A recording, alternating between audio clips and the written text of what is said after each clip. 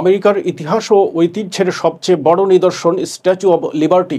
প্রায় ১৫০ বছর ধরে যুক্তরাষ্ট্রের স্বাধীনতার প্রতীক হিসেবে নিউ ইয়র্কের লিবার্টি দ্বীপে সগৌরবে দাঁড়িয়ে আছে স্ট্যাচু অব লিবার্টি।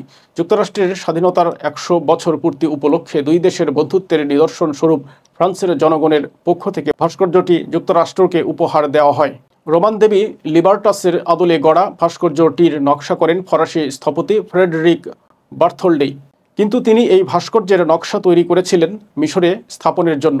১৮৫৫ সালে তরুণ বার্থোল্ডি গিয়েছিলেন মিশর ভ্রমণে। মিশরের প্রাকৃতিক সৌন্দর্যে অভিভূত হয়ে সিদ্ধান্ত নেন এখানে তিনি তার একটি শিল্পকর্ম স্থাপন করবেন।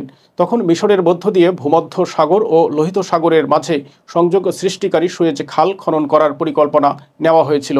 তিনি এই ভাস্কর্যের নাম ঠিক করেছিলেন Egypt carrying the light to Asia. কিন্তু বিভিন্ন জটিলতায় সুয়েজ খালের নির্মাণ কাজ শেষ করতে পার হয়ে যায় ১৫ বছর। এর নির্মাণ কাজ শেষ হলে বার্থোল্ডি নকশা নিয়ে যান মিশরে।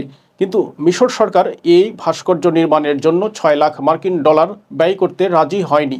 পরবর্তীতে ১৮৮৬ সালে ফ্রান্সের সরকার মূর্তিটি দুই দেশের মধ্যকার বন্ধুত্বপূর্ণ সম্পর্কটি আরও জোরালো করার জন্য যুক্তরাষ্ট্রকে উপহার হিসেবে দেয়।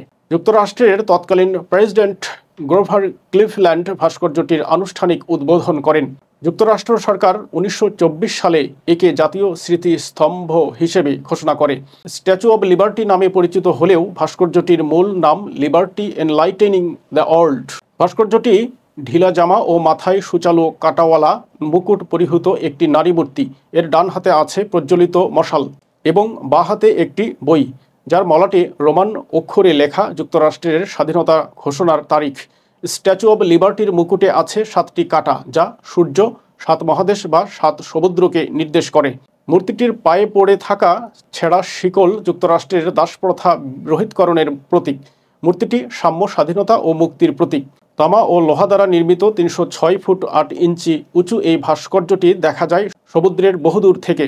এই মূর্তিটির ওজন হল প্রায় ২০৪ মেট্রিক টন। পুরো মূর্তির মধ্য দিয়ে একটি সিঁড়ি নির্মাণ করা হয়েছে, যেটা দিয়ে মাটি থেকে একদম উপরে মশাল পর্যন্ত যাওয়া যায়। স্ট্যাচু অব লিবার্টির মাথায় উঠতে অতিক্রম করতে হয় ৩৫৪টি সিঁড়ি ধাপ। একেবারে উপরে দেবীর মুকুটে আছে ২৫টি জানালা, যা দিয়ে দেখা যায় পুরো দ্বীপ। ফ্রান্সের ঐতিহাসিক উপহারটি দেখতে প্রতিদিন অসংখ্য দর্শনার্থী দ্বীপটিতে ভিড় জমান। ভাস্কর্যটির সিঁড়িতে চড়া এবং মুকুটে আরোহণের জন্য বিশেষ টিকিট অগ্রিম সংগ্রহ করতে হয় ১ বছর আগেই।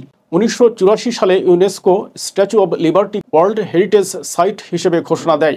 ইউনেস্কোর স্টেটমেন্ট অব সিগনিফিকেন্স এ ভাস্কর্যটিকে উল্লেখ করা হয় মাস্টারপিস অব হিউম্যান স্পিরিট হিসেবে। প্রতি বছর ৪০ লাখেরও বেশি মানুষ স্বাধীনতার এই বিশেষ মূর্তি স্ট্যাচু অব লিবার্টি দেখতে আসেন।